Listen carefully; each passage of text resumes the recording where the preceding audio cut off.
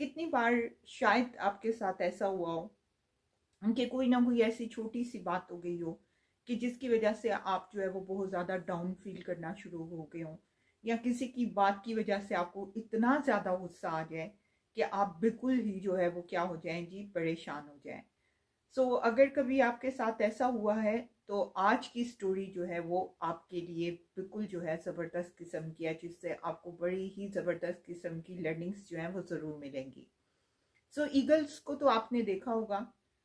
Eagles जो है जब वो फ्लाई करते हैं तो सिर्फ एक ऐसा बर्ड होता है जो कि डेयर कर सकता है, यानी हिम्मत और हौसला कर सकता है कि वो जाकर जो सा है वो ईगल को हिट करें। ठीक है जी।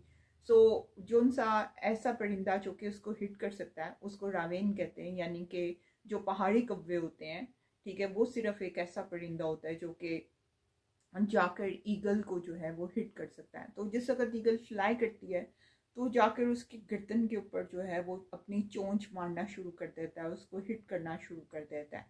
ठीक है। ईगल जो है वो किसी तरह का कोई रिस्पॉन्स नहीं देती है, ना ही उसको किसी तरह की कोई लिफ्ट कराती है। ठीक है। सिर्फ और सिर्फ क्या काम करता है जी ईगल, सिर्फ और सिर्फ ये काम करता है कि वो अपने विंग्स को ओपन करता है और अपनी फ्लाइट जो सी है उसको वो और अपनी उड़ान को ऊंचा कर देता है। ठीक है। इसी तरह से हमारी ज़िंदगी के अंदर भी जो है वो क्या होता है कि कुछ ऐसे लोग होते हैं जो कि बिला वजह हमें परेशान करते हैं। ठीक है। बिला वजह जो है वो रुकावटें पैदा करना शुरू कर देते हैं। ठीक है। लेकिन अगर हम चाहते हैं कि हम इन चीज़ों से बच सकें तो इसका एक सिंपल सोल्यूशन है, और वो क्या है कि अपने स्टैंडर्ड्स जो से हैं आप उसको रेस करना शुरू करते हैं। जैसे ही आपके स्टैंडर्ड्स जो से हैं वो रेस होना शुरू होंगे, आपकी ज़िंदगी में मौजूद जितने भी रावेंस हैं वो खुद ब खुद ही जो है वो फेंट होकर गिर जाएंगे। जैसा कि इस स्टोरी के अंदर हुआ कि ईगल जो है वो जितना हाई फ्लाई करता है, ठीक है, तो जैसे जैसे वो ऊपर जाता है वो तो सरवाइव कर सकता है क्योंकि ऑक्सीजन जितनी भी कम हो जाए उसको कोई फर्क नहीं पड़ता। लेकिन ये जो सा रावेन होता है, ठीक है, जैसे ये ऊंची हवा के अंदर उड़ता है तो साथ ही जो है वो इसके लिए ऑक्सीजन जो है वो कम पड़ जाती है, जिसकी वजह से ये फेंट होकर जो है वो क्या हो जाता है जी, जमीन के ऊपर गिर जाता है। अगर आपको भी कभी कुछ ऐसे लोगों के साथ मुलाकात हो जो कि आपके लिए फजूल की परेशानियां जो है वो इकट्ठी कर रहे हैं, तो don't fight with them, just uplift your standards. जैसे ही आपके स्टैंडर्ड्स जो हैं वो हाई होंगे तो ये खुद ब खुद ही जो है ये रवीन आपकी ज़िंदगी से जो है वो क्या हो जाएंगे, असाइड हो जाएंगे।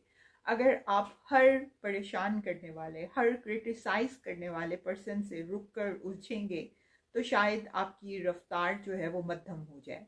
तो अगर आप चाहते हैं कि आप इसी रफ्तार के साथ जो है वो आगे बढ़ते चले जाएं तो ज़रूरी है कि ये छोटे छोटे जो उनसे बातें होती हैं, छोटे छोटे से ये जो उनसे मसले मसाइल होते हैं और इस तरह के जो लोग हैं जो कि हमारे रास्ते के अंदर रुकावटें खड़ा करने की कोशिश कर रहे होते हैं, तो उनको जो है वो आप उनको उनके साथ उलझने की बजाय अपनी एनर्जी और अपना फोकस जो है वो अपने टास्क के ऊपर मेंटेन रखें। ठीक है। वो वक्त के साथ जो है वो खुद ही फेंट होकर जो है वो गिर जाते हैं। ठीक है। छोटी सी बात थी, छोटी सी स्टोरी थी। आई एम श्योर कि आपने इससे कुछ ना कुछ लर्निंग ज़रूर की होगी।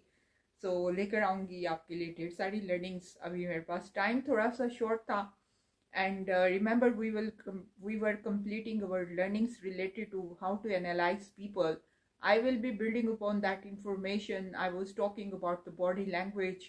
उसके अंदर मैंने आपके साथ जो है वो 7 strategies for reading the body language आपके साथ complete की थी, but there are since and lots of जो है अभी भी बॉडी लैंग्वेजेस रहती हैं। ठीक है। I will be talking about other things कि हमने जो है micro reading about the face कैसे करनी है, and what are some other things जो कि लोगों के बारे में कुछ मैसेजेस देती हैं, उसके बारे में भी हम जो है वो अपनी डिस्कशन ज़रूर कंप्लीट करेंगे।